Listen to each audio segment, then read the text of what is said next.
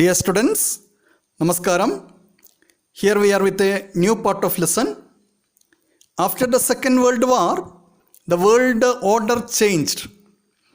UNO, United Nations Organization, was formed to prevent a war in future and for world peace. It was formed in 1945, October 24.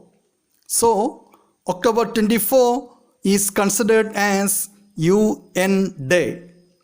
October 24 is considered as UN Day. The headquarters of UNO is in New York, in USA. Another important result of the war was the freedom of colonies. Decolonization. USA and USSR, which emerged as superpowers after the World War, supported the freedom movements of the third world countries. Gradually, colonies started to secure freedom. This was called as decolonization. Decolonization was another result of Second World War. We know India got freedom after Second World War in 1947. The pictures of the leaders who fought for freedom in different countries are given there in our textbook. You please see that. Picture of Mahatma Gandhi, picture of Nelson Mandela, picture of Kwame Nkrumah, and Jomo Kenyatta are given there in our textbook. You please see that and find out from which countries they are. Please note it in your notebook. And another important phenomena that emerged after the Second World War, it was Cold War. You can see that in your textbook. Cold War. All the world countries aligned with the USA bloc or USSR bloc after the war. USA and the USSR emerged as superpowers after the war that we discussed already. And all the world countries, all the European countries and Afro-Asian countries also, some of the Afro-Asian countries also aligned with the USA bloc or USSR bloc. USA bloc means the capitalist bloc and the USSR bloc means the socialist bloc. That created an enmity between them. The enmity between these two power blocs based on the ideological conflict and the diplomatic confrontations was called as Cold War. The enmity between the two power blocs based on ideological conflict and the diplomatic confrontations was called as Cold War. But some of the nations, including India, some of the newly independent nations after the war was not ready to, they were not ready to join with the two power blocs. They were not ready to align with any this USA bloc or USSR bloc. They formed a new organization for their own development, for their own financial and social development. It was called as Non-Aligned Movement, NAM, N-A-M, Non-Aligned Movement. India was in the leadership of that movement. The pictures of non-aligned movement are given there in our textbook. You please see that. Who are they?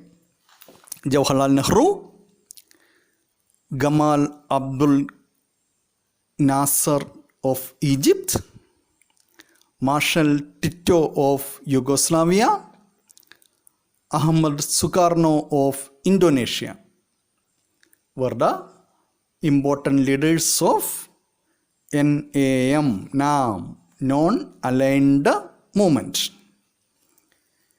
And another important crisis that emerged after the Second World War was West Asian crisis.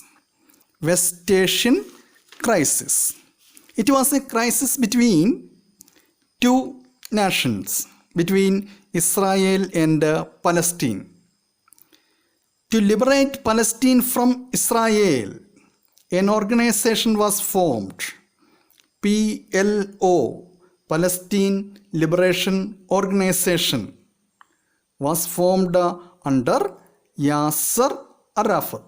The picture of Yasser Arafat. The picture of Yasser Arafat is given there in our textbook. You please see that. The struggle of Palestinians against Israel that caused for a series of bloodshed, and at last Israel recognized the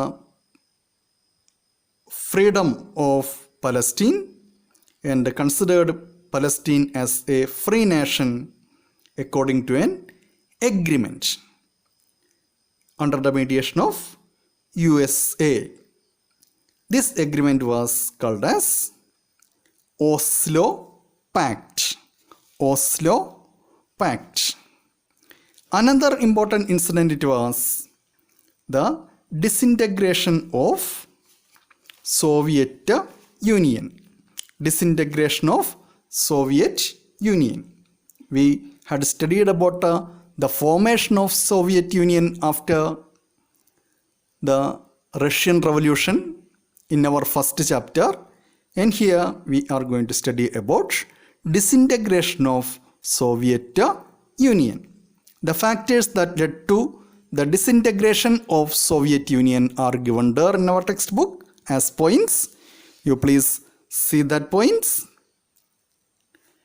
Deviation from the basic principles of socialism, failure in bringing about changes in economic sector, over importance to defense, regulation on freedom of expression and opinion, corruption and inefficiency of bureaucracy, the administrative measures of Mikhail Gorbachev, the then president of USSR, Glasnost and Perestroika, that were the two administrative measures that were adopted by Gorbachev. All these were the major factors that had led to the disintegration of Soviet Union. With the resignation of Gorbachev as president of USSR in 1991, Soviet Union came to an end. Naturally, that caused for the Cold War between the USSR bloc and the USA bloc, because the USSR bloc that disappeared. When the USSR disintegrated, the USSR bloc also disintegrated, and a unipolar world, one polar world under the domination of America that emerged in the world. It was another important incident that happened in world politics, unipolar world under American dominance. Several strategies were adopted by America to establish their dominance over the world. Then what were the strategies adopted by them? That are given there in our textbook. You please see that. Utilizing international agencies, America provided financial and military aids to countries of the world, extended military alliances. Media were used to promote America's vested interests. All these were the strategies that were adopted by America to maintain dominance upon the world countries. A new type of imperialism emerged later. It was called as neo-imperialism, new imperialism. Multinational companies. What is multinational companies? MNCs. Multinational companies are the companies that are registered in one nation and functioning in different nations, in many nations, that are called as multinational companies.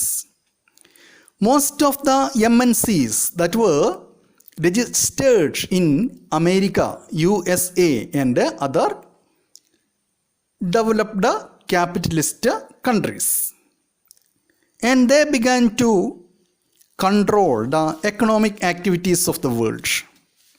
They began to interfere in the economic activities of the third world countries and the developing countries and underdeveloped countries. They began to exploit them.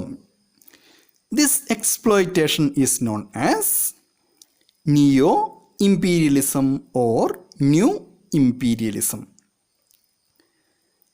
Liberalization, privatization and globalization were the concept of new imperialism. The features of liberalization, privatization and globalization are given there in our textbook. You please see that. Liberalization. Adoption of liberal regulations and taxation systems to facilitate the import of multinational products to domestic markets.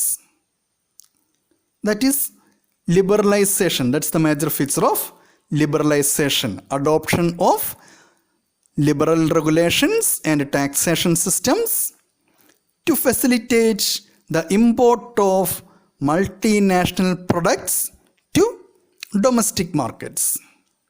And next one, it is privatization. The major feature of privatization is privatization of public sector undertakings in an attempt to promote private sector. And next one, it is globalization. The major features of globalization are given there. Economic system of the country linked to global economy. The interests and motives of the multinational companies protected. Competition-driven market came into existence.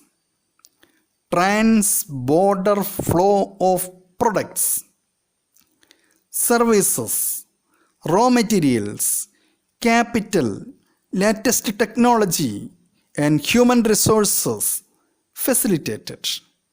All these are the features of the concepts like liberalization, privatization and globalization. These were the important concepts of new imperialism. And some global challenges that are posed by globalization. Some challenges. What are they? That are given there in our textbook. You please see that. The intervention of multinational companies challenged the concepts of nation states, led to the destruction of indigenous culture. Next one, price of agricultural products plunged. Public sector undertakings were destroyed. government withdrew from social service sectors. Natural resources were looted. All these are the challenges that posed by new imperialism or globalization. And here in this lesson, we discussed about various political incidents in the 20th century. All these are about this lesson.